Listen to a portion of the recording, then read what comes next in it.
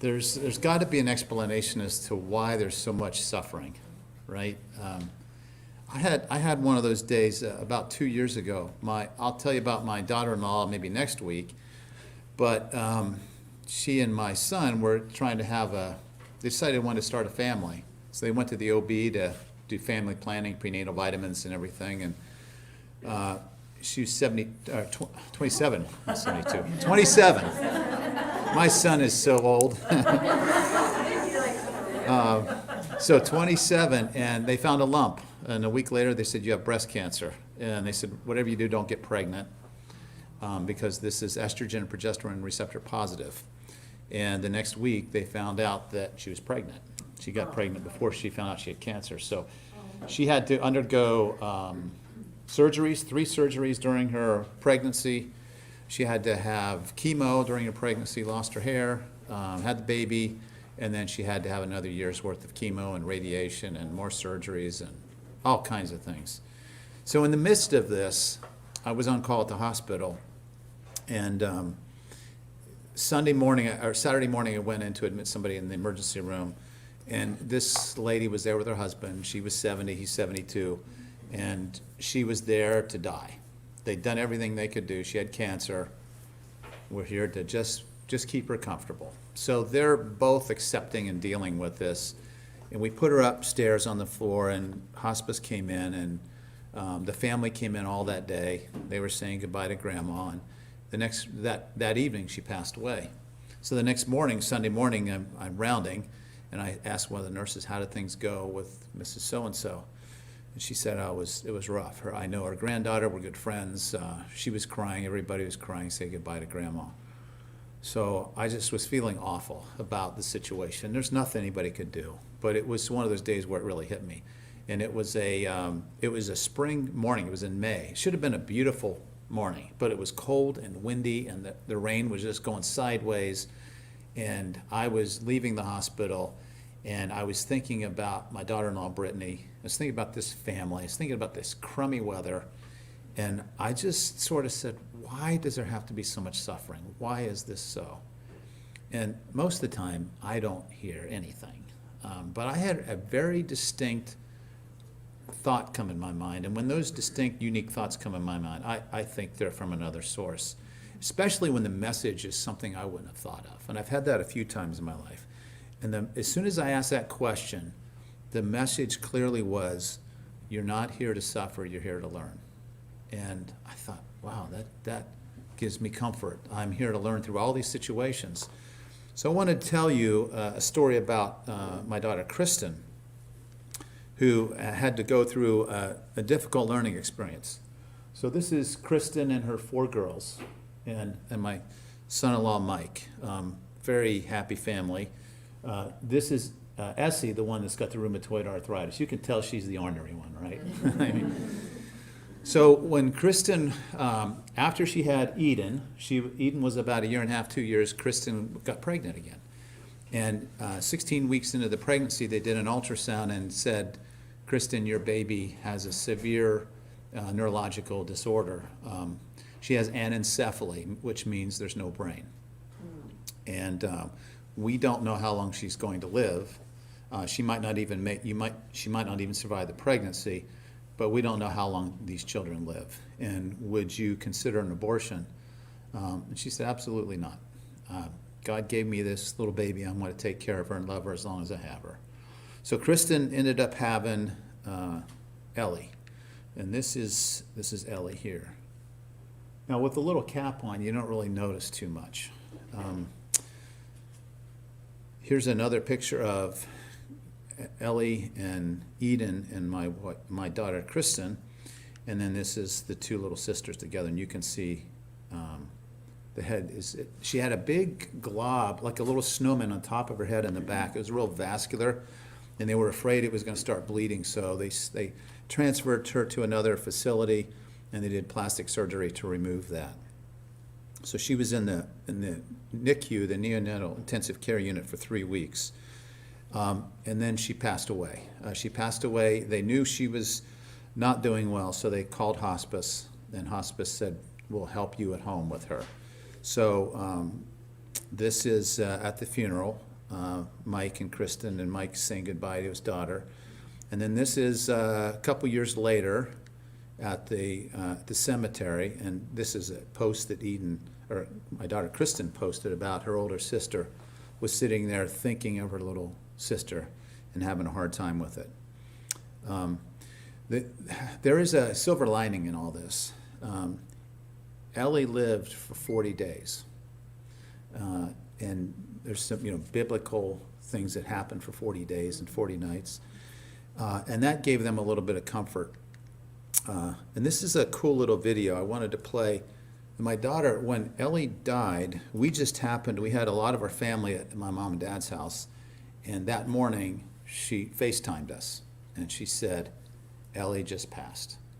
And she wasn't losing it. And she really helped all of us. She said, we're not going to mourn her death. We're going to celebrate her life. And it just made it so much easier for all of us. So she put together this little video that I wanted to share with you that just shows you her strength and how she was able to help other people get through a really difficult time. See if this will play.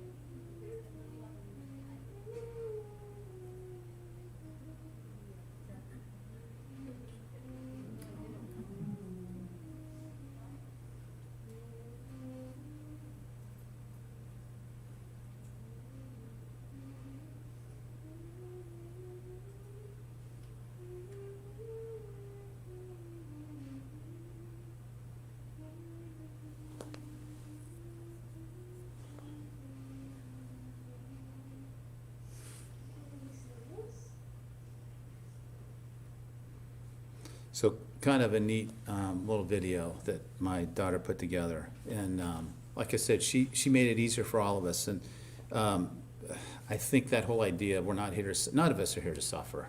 Whatever we go through, we're here to learn something.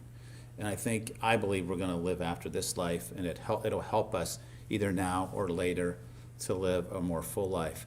And here's I guess the neatest part of this story is the next slide.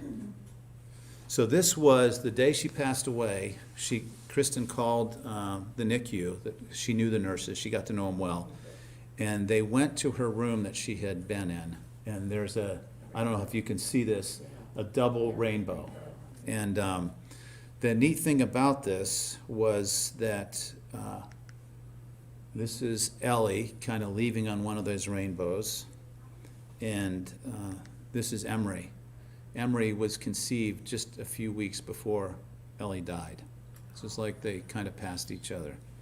And so I think there's little tender mercies out there for all of us if we look for them.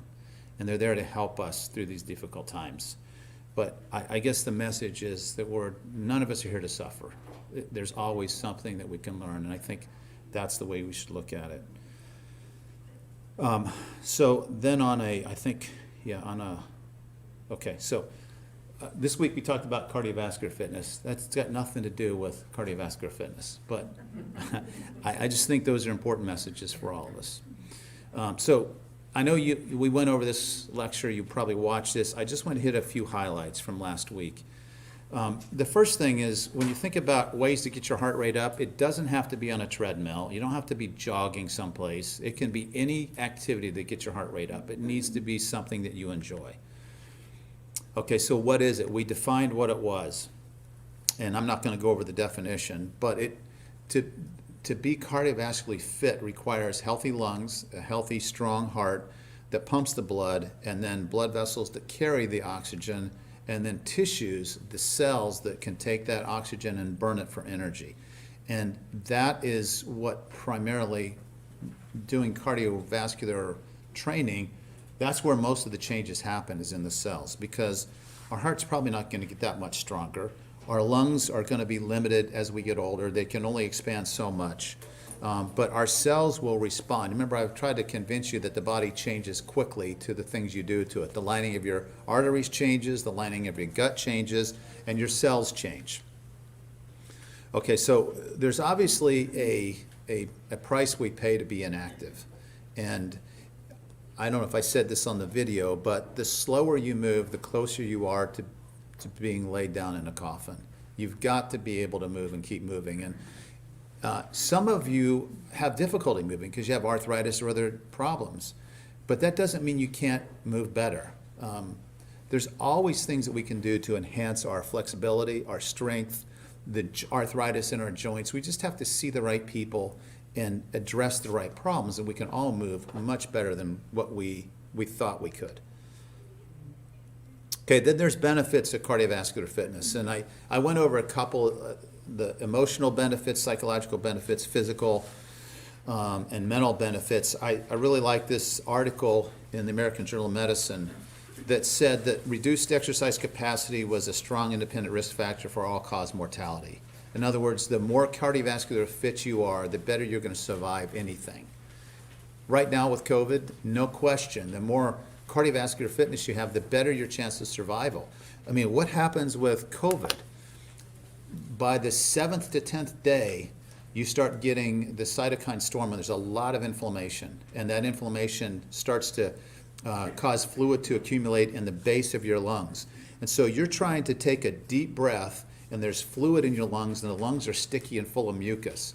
So what do? You try to breathe deep, and you use your diaphragm muscle. You push the diaphragm down to suck the air in, and you're expanding your ribs and moving your ribs.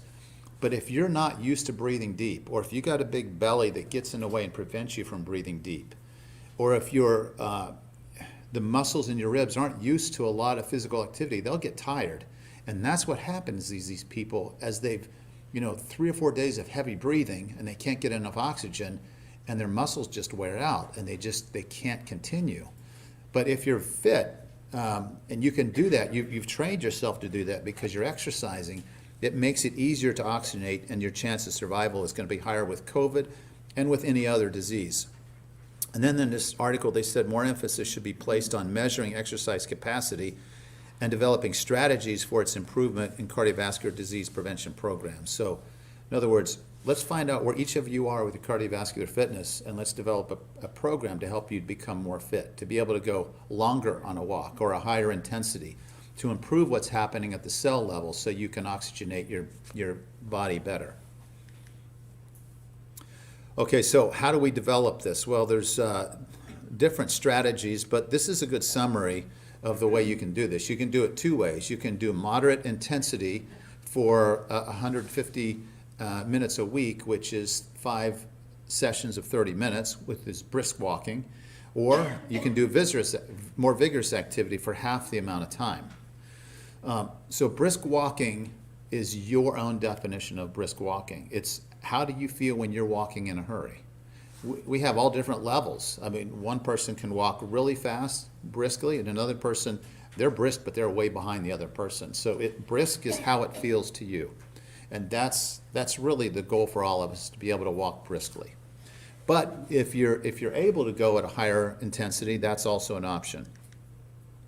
And you can also split this up. You don't have to do this all in one session. You can break it up into different sessions. Okay. Then we talked about how do we do this. Well, this principle will come back when we talk about flexibility. It'll come back next week when we talk about strength conditioning. But the FIT principle stands for frequency, which is how often, intensity, which is how hard, time, which is how long, and the type of exercise. So the goal would be to do something to get your heart rate up at least 3 times a week. You don't have to go any higher than the fat burning zone, which we will define. And how long? 20 to 30 minutes or 30 to 60 minutes. If you're just doing a brisk walk, and you can go 45 minutes, and go 45 minutes. This is just to illustrate the importance of you're not getting a lot of the benefits if you only do it twice a week. So your goal should be a minimum of 3 days a week that you do this. Maybe you set a goal of 4 days in case that one day something comes up. So the National Weight Control Registry study, this is just one example. These people lost a lot of weight, kept the weight off by one of the things they did was they walked briskly for 65 minutes a day. This is just from the American College of Sports Medicine. Only 15% of us get enough cardiovascular exercise every week. We might think we do, but if we're probably not representative of most people in the community, because you guys are more fitness minded just being here. But most people are not getting near the exercise they need. Pretty sad. Well, yeah. And then this is there's a page in the workbook where in this chapter I wanted you to calculate what your maximum heart rate is, and it's a pretty simple formula. It's just 220 minus your age. And that doesn't mean you have to get your heart rate up to that level. And it doesn't mean your heart rate can't go faster than that. But that is sort of where you start. And then this was just giving you an example of a 50-year-old where these heart rate zones would look, what they would look like. So the anaerobic zone is where the anaerobic means without oxygen. You are winded when you're exercising at this intensity. And you can see the older you are, the lower your heart rate will be to be in this zone. That's the first thing to point out. The second thing is if your goal is to burn fat, well, you don't have to get your heart rate up that high. You can burn fat by walking briskly. So there's a benefit to that. In this zone, you should be able to walk with someone and carry on a conversation without being totally breathless. In this zone, if you're walking, or maybe it's a semi-walk jog, or maybe you're walking up a hill, you can talk, but it's a little bit hard to carry on a conversation because you're breathing. And in this level of intensity, you don't even want to try to talk to somebody. All you're trying to do is get enough air because you're not getting enough. There's air hunger. Okay. Oops, did that wrong too. Did I do that wrong? Guess that was this. Okay, so that table is on page 134. This slide was to show you that if you want to burn fat, you have to have oxygen, right? So if you're in the anaerobic zone where you're not getting oxygen, you see how you're not burning any more fat here than you are here? So you can say, oh, I got to get in shape and lose weight. And you start running and you can't catch your breath. You're going way too fast. In this anaerobic zone, you're only burning 110 calories of fat, the same amount of fat you're burning when you're walking. Because in this range, you got enough oxygen. Oxygen is what burns the fat. Here there's an oxygen deficit and you can only burn it so fast. So that's the good news about cardiovascular fitness. It doesn't have to be intense. But I'm going to show you something a little bit later, and hopefully it'll make sense to you. When you start going into this anaerobic zone and you're in an oxygen deficit, you're going to be really winded. And the mitochondria in your cells are what burns fat. So the more you exercise in this range, or close to this range, the more your body is going to change, and it's going to say, we need a lot more oxygen because we got to burn fat, so you make more mitochondria. So this is how the cell will change after you start doing this. Some of you don't need to do that. Some of you probably need to be cleared by a physician to go to that higher intensity. But this is what happens in your cells. And when this happens, when somebody says, increase your metabolism, that's what we mean. When you have more of these, your metabolism is faster. So when you're sitting there right now, if you have a high metabolism, you're burning a lot of calories, it's because you have more mitochondria to burn the fat.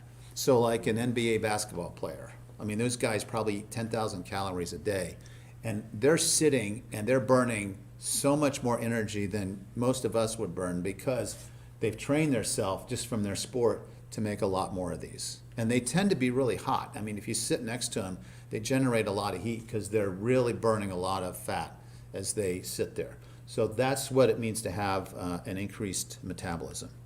Well, that's not fair. Well, it's what we earn, right? Yeah. So if we start doing more, we will increase our metabolic rate. Our body will respond to what we tell it to do.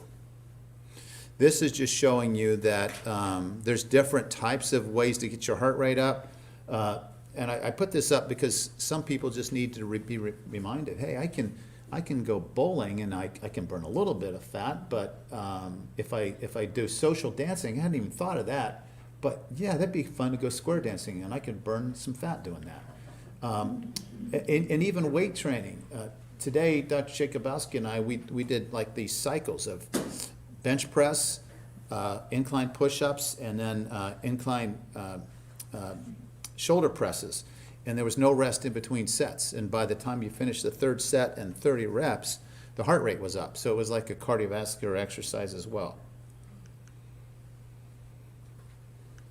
Okay, so another view on cardiovascular fitness. So, whoops. So, nature teaches us how to be lean, right? And you see these animals are all very lean. And then we have humans, and these are distance runners. And they're lean, but they're not as lean as these animals. So what type of running do these animals do? Do they do a nice steady jog? Like a deer, just, you see them just steady pace as they run through the field? Or a cat or a cougar? How do they run? They sprint, right? And they have high metabolisms because they sprint. The distance runners have high metabolisms, but they don't have the highest metabolism of athletes. They just burn a lot of calories because they're going for so long. 2 hours at a really high rate, they burn a lot. Okay, so let me ask you this. Who is the leaner athlete between the two, the distance runner or the sprinter? I know it's really blurry, but the sprinter has a lot less fat. Okay, so who has the faster metabolism between the two? Sprinter does, yes, exactly. Faster metabolism are going to burn more fat. Okay, so that's the point. Now you should know why the sprinter has a faster metabolism, because they have more mitochondria. So this is, an easy thing for all of us to do is just walk briskly, 20, 30 minutes a day, at least 3 days a week. We can all do that. And if that's easy and you want to burn more fat, then go longer. Go 45 minutes, go an hour. But if you're crunched on time and you're relatively fit to begin with, you can do interval training. And you can go to the YMCA or to a gym and get on a treadmill and say, I want to do the interval workout. And this is the benefit of the interval workout is it's going to get your heart rate up much higher. It's like a stress test. So you need to be sure your medical provider says you can do this. So there's a slow warm-up intensity, and then each minute it goes up a little bit faster, And by the time you get to an 8 out of 10 intensity, and you're in your third or fourth minute of this cycle, you're starting to think, I know I got to go another minute at a 9 out of 10. And by this point, you're just like, okay, I got 45 seconds to go, 40 seconds. 35. You're counting down because you want to slow down because your heart rate is really up. You are in the anaerobic zone. It's extremely intense. And then as you cycle through that, then you slow down back to a lower intensity and kind of catch your breath a little bit. So this doesn't take long. It's 2 or 3 cycles and you could be done in 20 minutes. That is one benefit as far as time goes. But you have to be sure your heart is healthy because this is stressful on the body. But what is happening as you get to this high intensity when you're at that oxygen debt? What are your cells doing? This is a quiz, like a review quiz. What's happening in the mitochondria? You're telling the body to make more, right? You're increasing your metabolism. You're increasing your basal metabolism so you can burn more fat when you're just sitting around. Okay. So this is just a review. How does this kind of exercise, the high intensity interval training, speed up your metabolism? And this is just showing you the mitochondria. And for those of you that remember anything in high school biology, this is the electron transport chain. What is that molecule called? There's a supplement we take? CoQ10, right? Cholesterol medicines and many other medicines deplete this. So if that's depleted and you don't have that, you cannot pass the energy from molecule to molecule. And at the end result here, you're trying to make ATP, which is fuel for the cell. So with a CoQ10 deficiency, you don't make enough energy. So you're more tired, your muscles ache. That's why everybody on the statin should take that. But at the end result here, you make ATP and you make CO2 and you give that off. And the energy that you're burning comes from fat. Fat is the best energy store. Okay, your body, especially your muscles, wants to burn fat more than sugar. So that's what's happening. Okay, so we have to increase the surface area of this mitochondria to burn more fat and to have a higher metabolism. Same thing. This is a sedentary lifestyle. We don't have a lot. So how does that feel? Well, we don't have much of an exercise capacity. We get short of breath easy. We tend to be cold because we're not burning as much. We can have insulin resistance and more of a risk for heart disease. Whereas these changes occur when we're doing aerobic and anaerobic training, and we're doing the high intensity interval training. And you get more mitochondria, so you have more capacity. You're more resistant to being tired, you have better endurance and more fitness.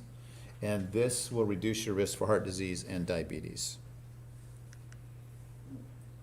Okay, so I think we've kind of beat this into the ground. So we can increase this mitochondrial surface area by aerobic, by getting a heart rate up and not being able to necessarily talk because we're breathing heavy when we exercise.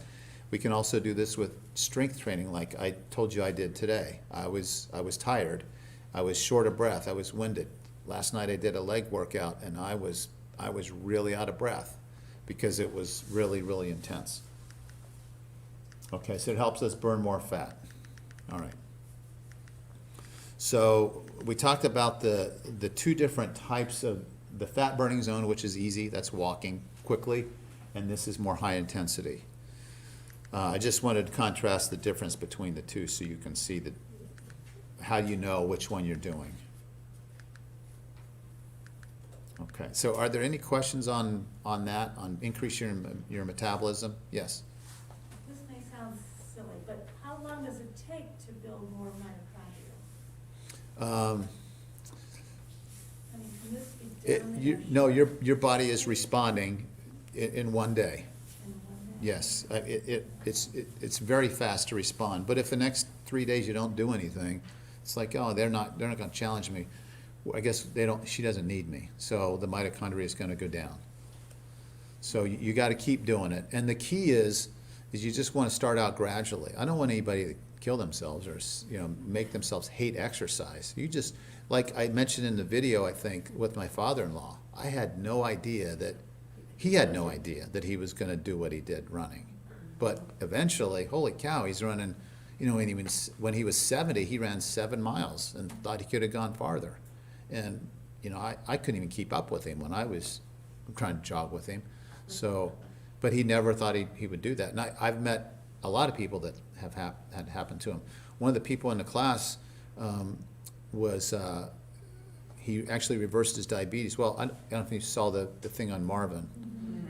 He's running now. He could barely walk around the track 2 laps, and now he's running 2-3 miles a day. If you tell me, like, I gotta do that, I'm gonna say, that doesn't sound like fun. I don't wanna do that.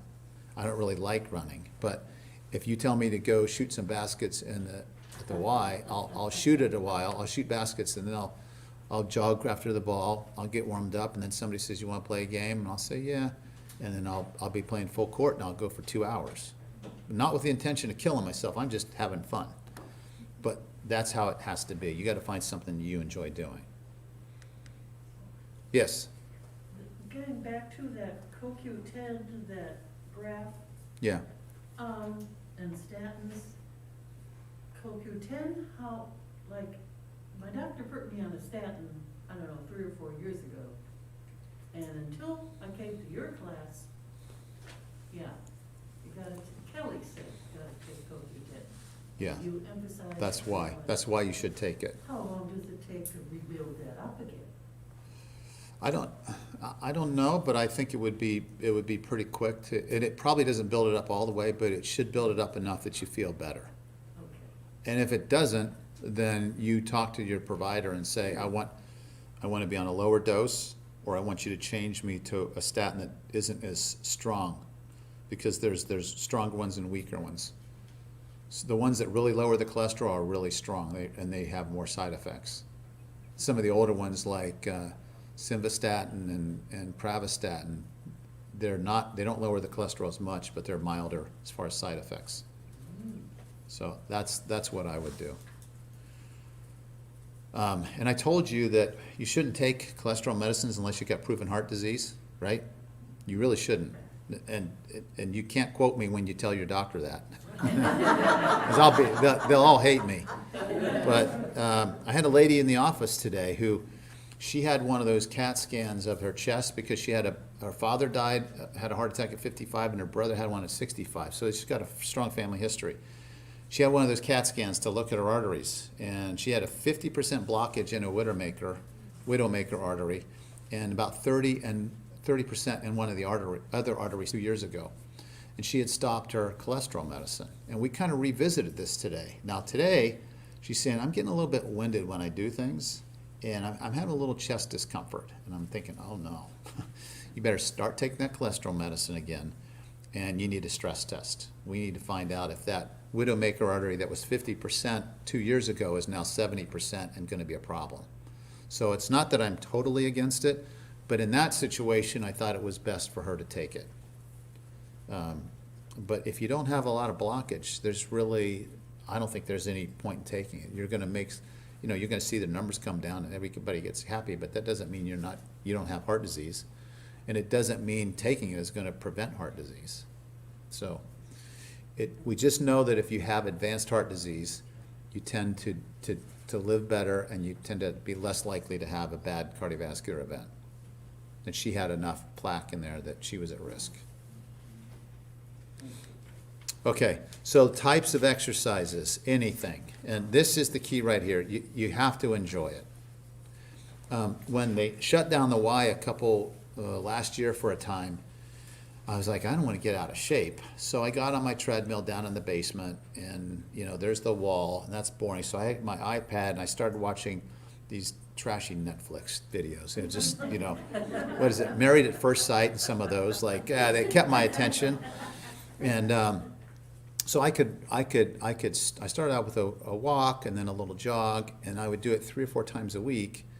And then I'm like, well, gosh, if I go a little harder, I can get this done a little bit faster. And I slowly built myself up to now I was running 35, 40 minutes, and it wasn't bothering me. And then I found out, I found some times from the turkey trot at the Y. Every year they have that turkey trot, and I knew some people, and I knew what their times were. I'm like, if I set the treadmill at 6.7, I can beat them. So I beat them.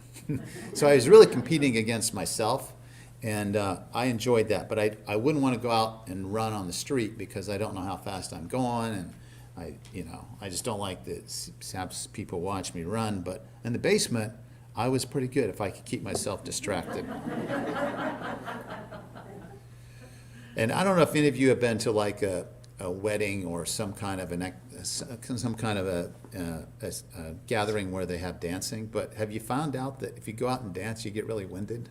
You notice that? I mean, it's kind of funny. So if there's a song you like and you feel like moving, just close the curtains and have fun in your living room, and you probably get a good sweat up. Okay, so this is just this is a Fitbit, and it calculates my heart rate, and I wear this when I play basketball. I wear it when I run. This was just a couple of examples of 3 different days where I was. Most of these are playing basketball. So this is the anaerobic zone here. This is how many calories I burned, my average heart rate. This one was, what type of exercise this is my heart rate. What type of exercise does that look like to you guys? Any idea? It was steady, right? It was running on the treadmill. It was steady paces the whole time. Okay. And then what type of exercise, whoops. Okay, this was just showing you that I was in the anaerobic zone. Okay, because the average heart rate was 153. And that was for, I don't know how many minutes that was. Is that only 2 minutes? No, it doesn't show you up there. It was 35 minutes. Okay, so 35 minutes I was at 153 beats per minute, which was 95% of my maximum heart rate. I was going hard there. So, but I was building more, increasing my metabolism. The other thing they'll tell you if you get a stress test is your recovery time is an indicator of how healthy your heart is. So you see, I stopped and my heart rate came down pretty quickly. So I'm hoping that means my heart's okay. What kind of exercise does this look like? That for me, that's basketball. Like this was the timeout, and this was like the end, and this is when they were running down the court, and I was kind of catching my breath, So, but the average heart rate was 131, which was up there, and you can see that 19 minutes at my peak, 28 in the cardio, which is the aerobic zone. So I just like to be able to track that. Okay, so yeah, just make sure before you do something like that, make sure that you're comfortable doing that. Then we talked a little bit on the video about running. Some of you who run, this is so, I wish I would have known this when I was in high school. I ran high school cross country, and my senior year, I just ran it to play basketball, be in shape. And then I got cut from the basketball team, and I'm like, well, I just do this to be in shape for track. I'll try track. And I was gonna pole vault in track. I wasn't gonna run. I didn't like running. And so I ran for 3 years. I would get almost nauseous every practice because I was just nervous. I didn't like it. And a meet was hard emotionally for me to do. But I gutted through it. But here's how I ran. I ran like a lot of people run. Nobody taught me this different. I would run with my heel down first, right? So what does that tell you? What's the ground gonna do when I hit the ground with that force? It's going to hit me with the same force going back, right? So if you could see the energy, I was going down and it was pushing me back, and then down and it's pushing me back. So what they're telling you here is, it should be a forward lean, but your foot should strike right beneath your hip. If your foot strikes right beneath the hip, which way is the ground gonna push this person? It's gonna push them up and slightly forward. So their running motion kind of looks like that. Kind of like a deer or a cat. It's kind of a bounding motion. My daughter once was running, and her running form was like this. Oh, that's across their butt. So she was running that direction and then that direction, and a lot of wasted energy. So I said, Kristen, keep your arms like this. And they say, like, almost put your hand in your pocket so you get it straight back like that. And you get more forward momentum. And then if you're really serious about running, the ideal cadence, the foot strike, should be 160 to 180 beats per minute. And you can buy apps for your phone that have songs with those beats. So every time you hear a beat on the song, your foot's hitting the ground. And if you do that, you'll find that you're taking little steps. You're not taking big steps, and that can kind of help you with that. Another way, if you're running, to force yourself to run mechanically the right way is to run barefoot on the sidewalk. You don't want to do that very long because it hurts. But if you run on your toes on the sidewalk, that's going to hurt. If you run on your heels on the sidewalk, it'll hurt. But if your foot gently kind of hits the ground like that, that absorbs the shock, and you'll quickly learn that's the most comfortable way and it's the most efficient way. Okay, and then this, I was going to show you this, but I hope you watch the video. I love this video. This is so cool. I apologize that it's so blurry to see, but I think I mentioned in the video, when you're strong and you got your glute muscles are strong and your hamstrings are strong, your heels will almost hit your buttocks. So these are the elite athletes in I think it was the Athens 800 semifinals. And this is a sign of somebody who's running efficiently. They're going to finish fast. They're going to finish up. So if you go to a high school track meet and you're watching the kids run around the track, after the first 25% of the race, whether it's a mile or a half mile, you know who's going to finish weak, who's going to finish strong. If their feet are down here, they're going to tire out because it's very inefficient. If their feet are up here, they're going to conserve energy, because when your foot's up like this, it's so much easier to lift your knee up in this position than when it's hanging down, because you've got to swing a lot more weight to come up. But that happens because the glute muscles are strong and the hamstrings are strong. And then look at that hip flexor. I mean, that hip flexor is so flexible, but most of us are really tight in our hip flexors because we sit all the time.